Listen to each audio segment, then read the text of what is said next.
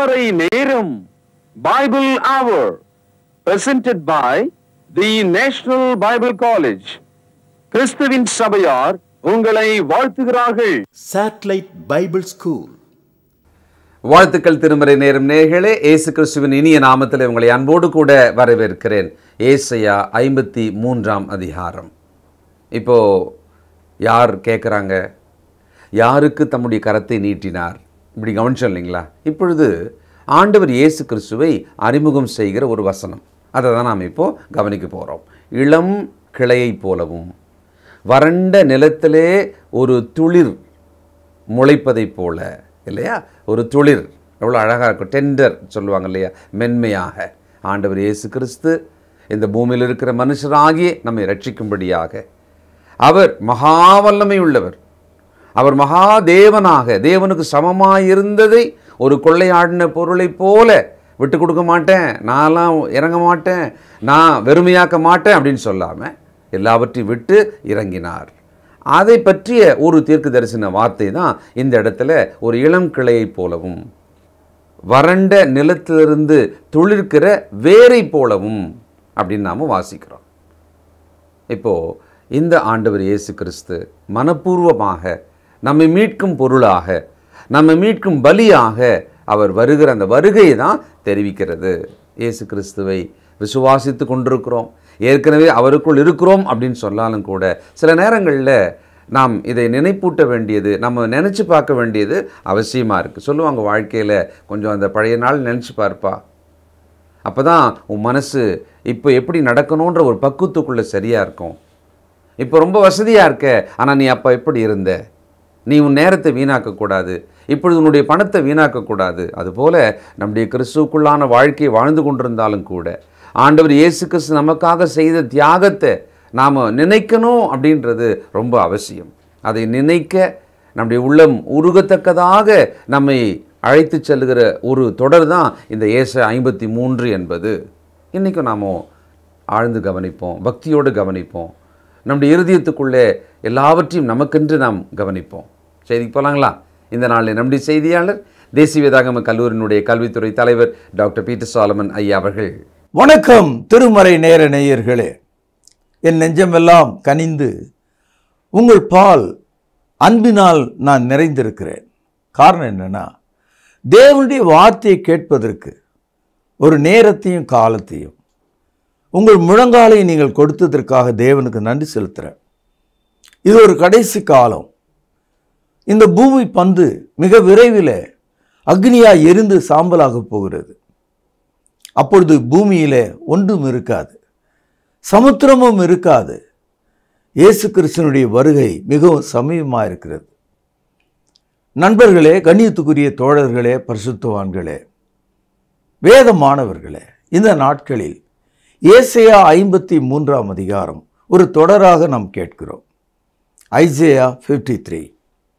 அந்த வகையில் இன்றைக்கு ஏசாயா 53ஆம் அதிகாரம் 2வது வசனத்தினுடைய முதல் பகுதி வாசிக்கிறேன், கவனியுங்கள். இளங்கிளையைப் போலவும் வறண்ட நிலத்திலிருந்து துளிர்க்கிற வேரை போலவும் அவனுக்கு முன்பாக எழும்புகிறார். சகோதரர்களே, உங்கள் கையில் பேனா இருக்குமானால் இந்த 2 வரியில் அவனுக்கு, பிஃபோர் ஹிம் அல்லது ஹிம், அவனுக்கு முன்பாக என்ற இடத்தை அடிக்கோடிடுங்கள். எழும்புகிறார் அல்லது எழுந்து நிற்கிறார் அல்லது வருகிறார் அல்லது தோன்றுகிறார். இங்கே அவன் என்று குறிப்பிடுவது சாத்தானை, பிசாசை. அவர் என்று இங்கே குறிப்பிடுவது தேவனுடைய குமாரனாகிய இயேசு கிறிஸ்துவை. அவனுக்கு முன்பாக இவர் எழும்புகிறார், அவனுக்கு முன்பாக இவர் தோன்றுகிறார். சகோதரர்களே, பிசாசானவன் ஆதாம் முதற்கொண்டு எல்லா மனுஷர் மேலும் பாவம் மரணம் என்ற அதிகாரம் உடையவனாக இருக்கிறான். பாவம் மரணம், sin and death. The authority of sin and death, it is in the hand of the Satan. பாவம் மரணம் என்ற இந்த 2 அதிகாரத்தை சாத்தான் கையிலே வைத்திருக்கிறார். எபிரேயர் 2 அதிகாரம் 15வது வசனம், ஜீவ காலமெல்லாம் மரண பயத்தினாலே அடிமைதனத்துக்குள்ளானவர்கள் யாவரையும் விடுதலை பண்ணும்படிக்கு அப்படியானார். மனிதர்களாகிய நாம் பிசாசுக்கு முன்பாக நம்முடைய மரணத்தை குறித்து ஜீவ காலம் எல்லாம் வாழ்நாள் முழுவதும் மரண பயத்துக்குட்பட்டிருக்கிறோம். இப்பொழுது வெளிப்படுத்தல் 1 அதிகாரம் 18ஆம் வசனம், புதிய ஏற்பாட்டில் 334வது பக்கம். மரித்தேன், ஆனாலும் இதோ சதா காலமும் உயிரோடு இருக்கிறேன். ஆமேன். நான் மரணத்துக்கும் பாதாளத்துக்கும் உரிய திறவுகோல்களை உடையவராயிருக்கிறேன்.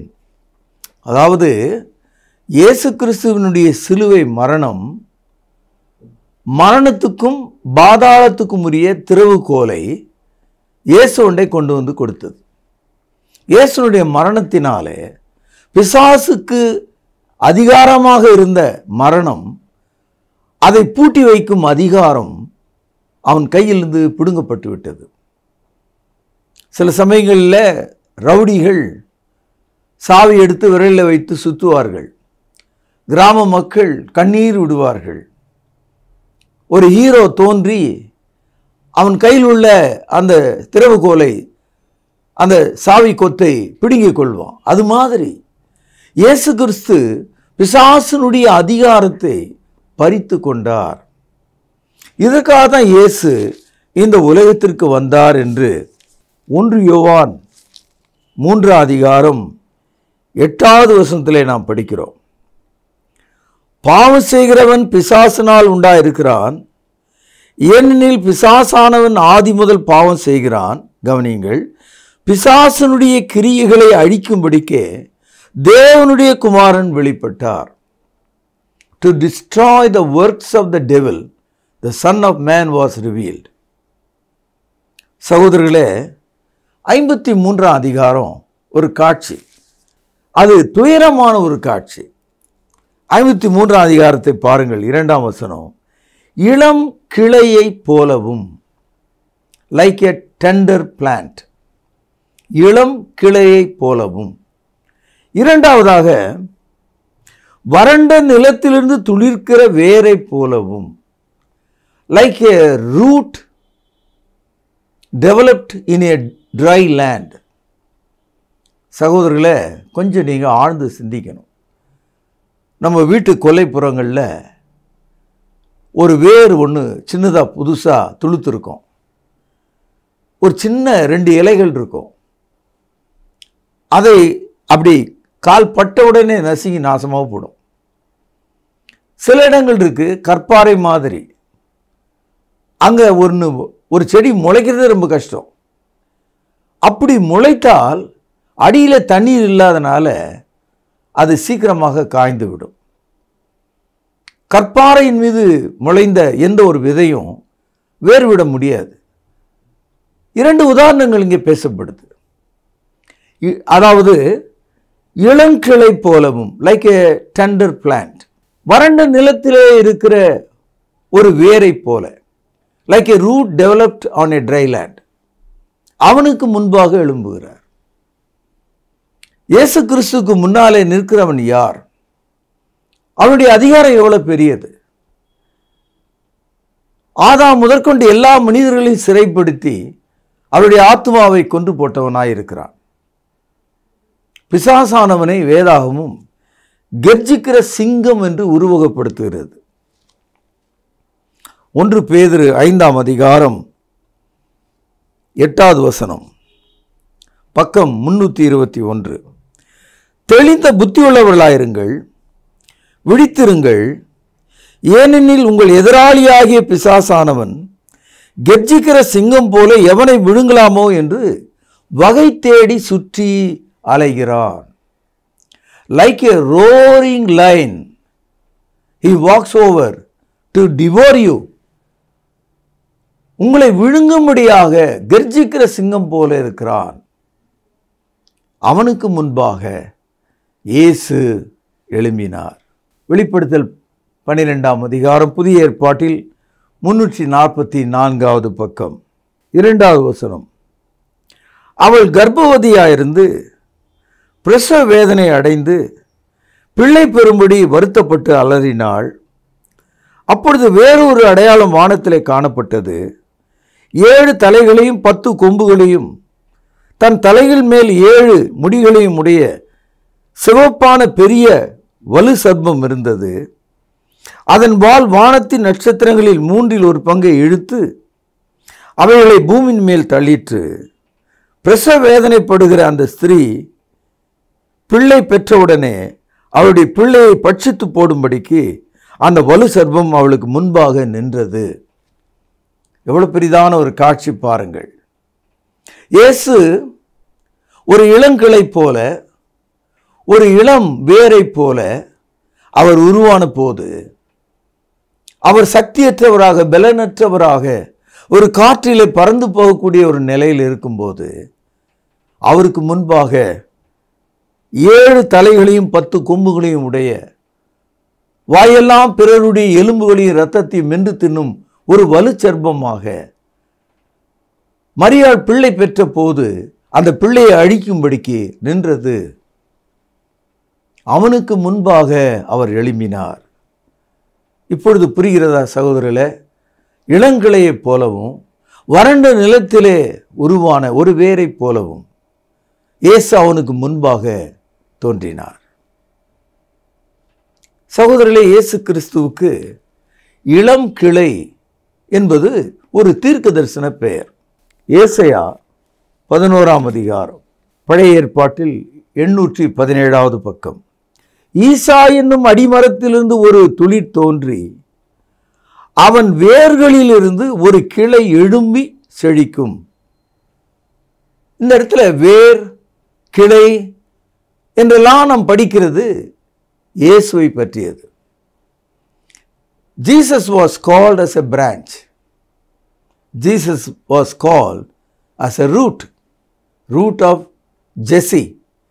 இங்கே ஈசா என்ற வார்த்தை இருக்க, அது தாவீதினுடைய அப்பா பேர். ஆக தாவீதினுடைய குடும்பத்தின் வழியாக இயேசு பிறந்தார் என்பது புதிய ஏற்பாட்டு செய்தி. தாவீதின் குமாரனே என்று அதனால் தான் அவரை அழைத்தார்கள்.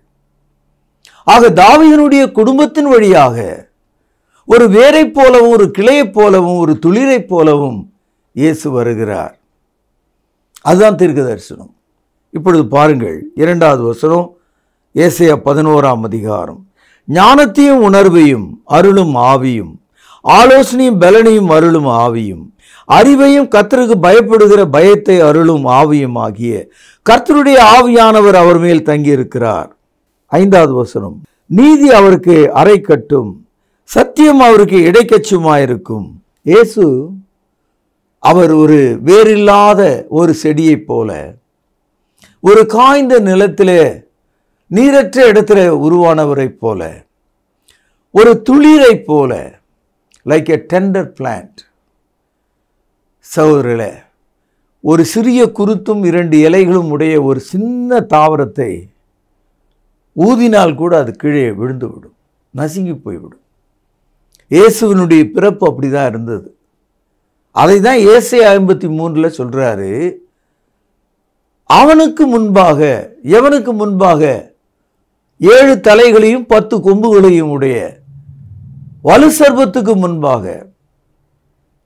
ஆதாம் முதற்கொண்டு எல்லாருடைய மரணத்தை அவனுக்கு பயத்தின் வழியாய் கொடுத்து கொண்டிருக்கிற சாத்தானுக்கு முன்பாக, ஆதி முதல் ஆதி மேன்மையை காத்து கொள்ளாமல் விழுந்து போய்விட்ட அவனுக்கு முன்பாக, மரணத்துக்கு அதிகாரியாகிய பிசாசுக்கு முன்பாக அவர் எழும்புகிறார். இந்த காலையில் இந்த கருத்து உங்களை நிச்சயமாக பாதித்திருக்கும். உங்கள் இருதயத்தின் மூளை முடுக்கெல்லாம் இந்த வசனம் போய் சேர்ந்திருக்கும். கண்ணீரோட, அன்போட, பரவசம் உள்ளவர்களாக என் ஆண்டவர் இயேசுவை பற்றிய செய்தியை நீங்கள் ஆவலோடு தெரிந்து கொள்ளும்படியாக, உணரும்படியாக, சிந்திக்கத்தக்கதாக, ஆழ்ந்து உங்கள் மனதானது ஆழ உழப்படத்தக்கதாக நான் செபிக்கிறேன். ஏசாயா 14ஆம் அதிகாரம் 29வது வசனம். தரிதரின் தலைப்பிள்ளைகள் திருப்தியாய் புசித்து எளியவர்கள் சுகமாய் படுத்திருப்பார்கள். உன் வேரை பஞ்சத்தினாலே சாக பண்ணுவேன், உன்னில் மீதியானவர்களை கொன்று போடுவேன். ஆகவே சாத்தானுடைய வேரை அறுக்கவும் சாத்தான் வழியிலே நடக்கிறவர்களை தண்டிக்கவும் பெலிஸ்தியருக்கு தேவன் இங்கே ஒரு தீர்க்க தரிசனத்தை சொல்லுகிறார். ஏனென்றால் ஏசாயாவின் காலத்தில் தேவனுடைய ஜனமாகிய யூதருக்கு விரோதமாக பெலிஸ்தியர்கள் எப்போதும் கூட்டம் கூடினார்கள், போரிட்டார்கள். தாவீதும் கூட கோலியாத் என்ற ஒரு பெலிஸ்தியனை கொன்று போட்ட வரலாற்றை நாம் பைபிளில் படிக்கிறோம். ஆகவே அவனுக்கு முன்பாக அவர் எழும்புகிறார். ஓசேயா தீர்க்க தரிசன புத்தகம் 14ஆம் அதிகாரம், பழைய ஏற்பாட்டில் 1059வது பக்கம், 5-6 வசனங்கள். நான் இஸ்ரவேலுக்கு பனியைப் போல் இருப்பேன், அவன் லீலி புஷ்பத்தைப் போல மலருவான், லீபனோனைப் போல வேரூன்றி நிற்பான், அவன் கிளைகள் ஓங்கி படரும், அவன் அலங்காரம் ஒலிவ மரத்தினுடைய அலங்காரத்தைப் போலவும் அவனுடைய வாசனை லீபனோனுடைய வாசனை போலவும் இருக்கும். அவன் நிழலில் குடியிருக்கிறவர்கள் திரும்புவார்கள், தானிய விளைச்சலைப் போல செழித்து திராட்சை செடிகளைப் போல படருவார்கள். அவன் வாசனை லீபனோனுடைய திராட்சை தோட்டத்தின் வாசனை போல் இருக்கும். இயேசு அந்த சாத்தானுக்கு முன்னான எழும்பினாரே, அவர் மரித்தோர்ந்து உயிர்த்தெழுந்த போது, மனிதர்களுக்கு அவர் இரட்சிப்பாய் மாறிய போது, மனிதர்களின் ஆகாரமாக, தண்ணீராக, வாசனையாக, பானமாக, எல்லா நன்மையாக, ஊற்றாக மாறிவிட்டார். அதை தான் இந்த தீர்க்க தரிசனம் நமக்கு காண்பிக்கிறது. அவன் நிழலில் குடியிருக்கிறவர்கள் திரும்புவார்கள், தானிய விளைச்சலைப் போல செழித்து திராட்சை செடிகளைப் போல படருவார்கள். அவன் வாசனை லீபனோனுடைய திராட்சை ரசத்தின் வாசனை போல் இருக்கும். இது இயேசுவை பற்றிய தீர்க்க தரிசனம். இயேசு எத்தனையோ உதாரணங்களை பேசியிருக்கிறார். நான் என்ற சொல்லோடு பொருத்தி எத்தனையோ செய்திகளை சொல்லியிருக்கிறார். அதில் ஒன்று, நானே மெய்யான திராட்சை செடி, ஐ ஆம் த ட்ரூ வைன். கவனிப்போம். யோவான் எழுதிய சுவிசேஷம் 15வது அதிகாரம், புதிய ஏற்பாட்டில் 150வது பக்கம். நானே மெய்யான திராட்சை செடி, என் பிதா திராட்சை தோட்டக்காரர். என்னில் கனி கொடாதிருக்கிற கொடி எதுவோ அதை அவர் அறுத்து போடுகிறார், கனி கொடுக்கிற கொடி எதுவோ அது அதிக கனிகளை கொடுக்கும்படி அதை சுத்தம் பண்ணுகிறார். நான் உங்களுக்கு சொன்ன உபதேசத்தினாலே நீங்கள் இப்பொழுது சுத்தமாக இருக்கிறீர்கள். இயேசு கிறிஸ்து தன்னை நல்ல திராட்சை செடி என்று சொல்லுகிறார். நானே திராட்சை செடி என்று சொல்லுகிறார். இங்கே திராட்சை என்பது நமக்கு தெரியும், கொடி என்பதும் செடி என்பதும் நமக்கு தெரியும். ஆனால் இயேசு கிறிஸ்து தமது போதனையை திராட்சையாக பேசுகிறார். Jesus is speaking in allegory, wine as his teaching. நான் சொன்ன உபதேசத்தினாலே நீங்கள் இப்பொழுதே சுத்தமாக இருக்கிறீர்கள். இயேசு கிறிஸ்துவாகிய அந்த திராட்சை நம்மை பரிசுத்தமாக்குகிறதாக இருக்கிறது என்று சொல்கிறார்.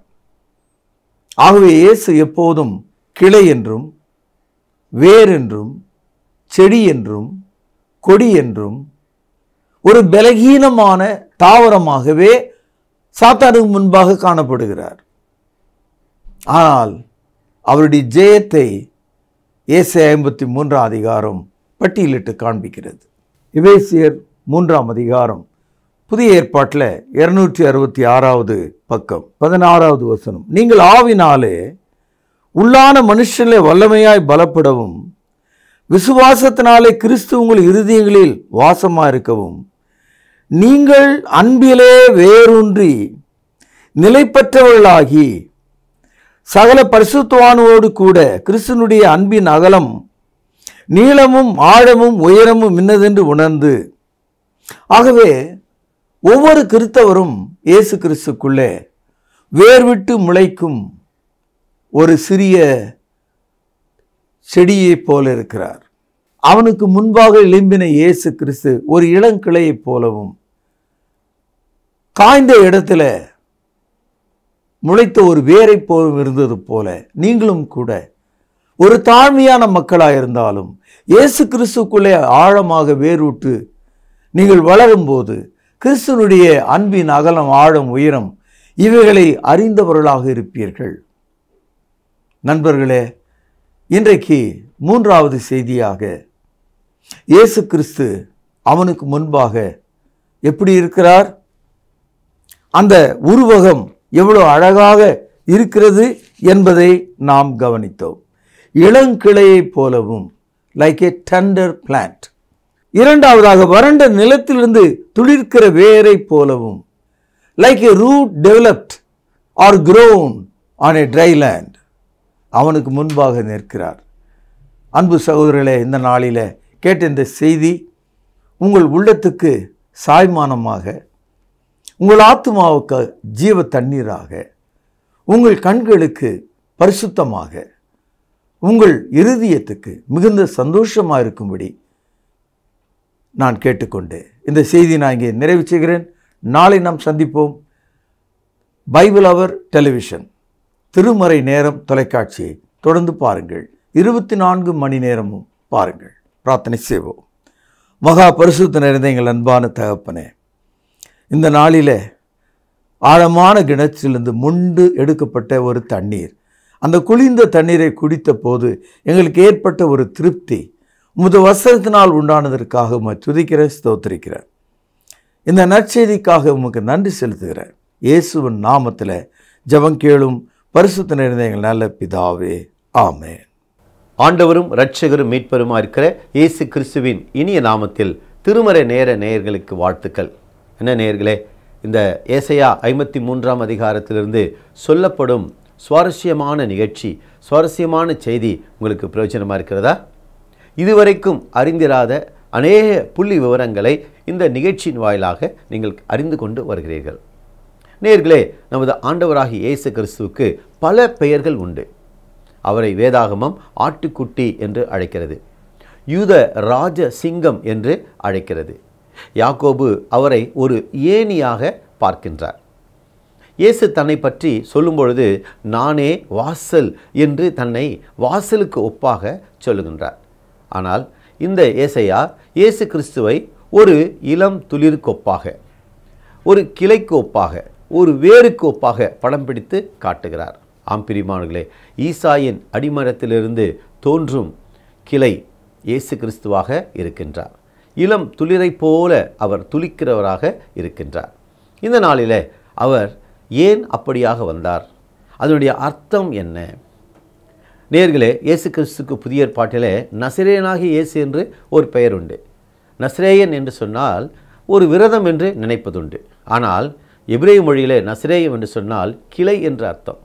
இயேசு கிறிஸ்து நசரேய விரதம் பூண்டதினாலே அவர் நசரேயன் என்று அழைக்கப்படவில்லை. நாசரேத்து ஊரிலே அவர் வளர்ந்ததினாலே நசரேயன் என்று அழைக்கப்படவில்லை. மாறாக அவர் கிளை எண்ணப்பட்டவராக இருக்கிறபடினாலே அவர் நசரேயன் என்று அழைக்கப்படுவதாக தீர்க்க தரிசன புத்தகங்கள் கூறுகிறது. நேர்களே, இந்த நாளில் நீங்கள் கேட்ட செய்தியிலிருந்து உங்களுக்கான பரிசு கேள்வி இதுதான். இளம் துளிராக வறண்ட நிலத்திலிருந்து யாருக்கு முன்பாக எழும்புகிறார்? இது யாரை பற்றி சொல்லுகிறது என்று உங்களுக்கு தெரியும் இல்லையா? உடனே பதில் எழுதுங்கள். சரியான பதிலுக்கு நல்ல பரிசுகள் காத்திருக்கிறது. இளம் துளிராக வறண்ட நிலத்திலிருந்து யாருக்கு முன்பாக எழும்புகிறார்? என்ன நேர்களே, கேள்வி எழுதி கொள்ளுங்கள், உடனே பதில் எழுதுங்கள். பரிசுகள் காத்திருக்கிறது. நேர்களே, நீங்கள் சென்னையில் இருக்க நேர்ந்தால் புதிய ஏற்பாட்டின்படி அப்போஸ்தலர்களைப் போல தொழுகை செய்ய உங்களை அன்போடு அழைக்கிறோம். பின்வரும் முகவரியில் எங்களை தொடர்பு கொள்ளுங்கள். நேரிலே வாருங்கள், நிறைய ஆசீர்வாதம் பெறுங்கள். மீண்டும் உங்களை சந்திக்கும் வரை நமது ஆண்டவரும் இரட்சகரும் மீட்பருமா இருக்கிற இயேசு கிறிஸ்துவின் திவ்ய கிருபை உங்கள் அனைவரோடும் கூட இருப்பதாக. அன்பான சகோதர சகோதரிகளை மீண்டும் சந்திப்பதில் நான் மகிழ்ச்சி அடைகிறேன். விசேஷமாக உங்களிடத்தில் ஒரு வேண்டுகோள், ஒரு ரெக்வெஸ்ட் என்ன அப்படின்னா, நம்முடைய பைபிள் அவர் ப்ரோக்ராம் பலவிதமான சேனல்களில் வருது. அதோடு கூட ரொம்ப முக்கியமாக இப்பொழுது உங்களிடத்தில் பொதுவாகவே நம்ம திருமறை நேரம் நிகழ்ச்சியில் பணம் கொடுங்க, இதை நம்பர் பாருங்கள், அனுப்புங்க அப்படின்னு நம்ம கேட்டதே கிடையாது. ஆனால் மிகப்பெரிய ஒரு ரெக்வெஸ்ட்டை, மிகப்பெரிய ஒரு விண்ணப்பத்தை உங்கள் முன்னால் நான் இப்போ வைக்கலான் இருக்கேன். அது என்னென்னா, நம்முடைய பைபிள் அவர் டிவியினுடைய யூடியூப் சேனலை நீங்கள் பார்க்குறீங்க நிறைய பேர். ஒரே ஒரு விஷயம், அதை பிறருக்கு அறிமுகம் செய்யுங்கள். அடுத்தது சப்ஸ்கிரைப் பண்ணுங்கள். இந்த லைக் பண்ணுங்கன்னு நான் சொல்ல மாட்டேன், அக்செப்ட் பண்ணுங்கள். ஏன்னா ட்ரூத் இல்லையா அது, அதை நாம் அக்செப்ட் தானே பண்ணணும் இல்லையா? அடுத்தது அந்த வியூஸ் எவ்வளவு பார்க்குறாங்களோ அவ்வளவு தூரத்துக்கு நாம் அந்த வசன விதைகளை இன்னொருவருக்கு நாம் கொண்டு சென்றதாக இருக்கும். பழைய ஏற்பாட்டு காலத்தில் குஷ்ரோகிகள் எல்லாருமே சாகிற ஒரு தருவாயில் ஊரே இருக்குது, பட்டணமே இருக்குது. இவங்க அந்த கோட்டையினுடைய எல்லைக்கு வந்த உடனே பகைஞரெல்லாம் ஓடி போயிட்டு உணவுப் பொருள்லாம் கிடக்கிறத பார்த்த உடனே, ஆஹா, இந்த நற்செய்தியை நாம் சொல்லாமல் போனால் நமக்கு ஐயோ என்று சொல்லி அவங்க நல்ல செய்தியை கொண்டு போய் ஊரில் சொன்னாங்க. அதுபோல இந்த சுவிசேஷம், இந்த சத்தியம், இந்த கிறிஸ்தவ விழிப்புணர்வு ஒருவர் பேச அதை மற்றவர்களுக்கு அறிமுகம் செய்கிற ஒரு வேலையை, ஒரு அந்திரியாவினுடைய வேலையை அவர் தானே பண்ணார். இயேசுவை கண்டேன், வந்து பாருங்க அப்படின்னார். அதை நீங்கள் செய்யும்படி உங்களை அன்போடு கூட கேட்டுக்கொள்கிறேன். சப்ஸ்கிரைப் பண்ணுங்கள், மற்றவர்களுக்கு ஷேர் பண்ணுங்கள், இந்த ட்ரூத்தை அக்செப்ட் பண்ணுங்கள். மற்றவர்கள் இதை அக்செப்ட் பண்ணுறதுக்கு நீங்கள் ஒரு கருவியாக, உதவியாக இருங்க. நிச்சயம் இது நிமித்தமாக இந்த சுவிசேஷ ஊழியத்தினுடைய பலனில் உங்களுக்கு பங்குண்டு இல்லையா? God bless you. தேவன் உங்களை ஆசீர்வதிப்பாராக. நன்றி. கர்த்தாவே, தேவர்களில் உமக்கு பானவர் யார்? வானத்திலும் பூமியிலும் உமக்கு பானவர் யார்? உமக்கு பானவர் யார்? உமக்கு பானவர் யார்? வானத்திலும் பூமியிலும் உமக்கு பானவர் யார்? வானத்திலும் பூமியிலும் உமக்கு பானவர் யார்? தொடர்பு கொள்ள வேண்டிய முகவரி: திருமறை நேரம், 58 சர்ச் தெரு, குமரன் நகர், சென்னை 6,82,000. தொலைபேசி எண் 044255008882. செல்போன் 9385500882.